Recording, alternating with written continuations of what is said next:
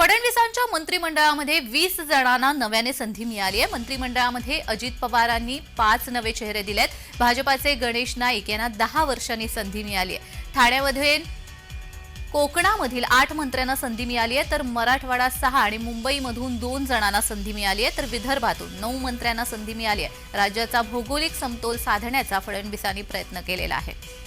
फडणवीस मंत्रिमंडळामध्ये राज्यातील सर्व विभागांना संधी देण्यात आली आहे।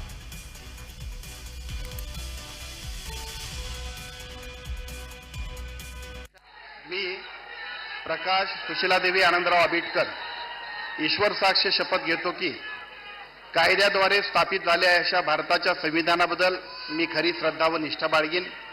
मी भारताची सार्वभौमता व एकात्मता उन्नत राखीन।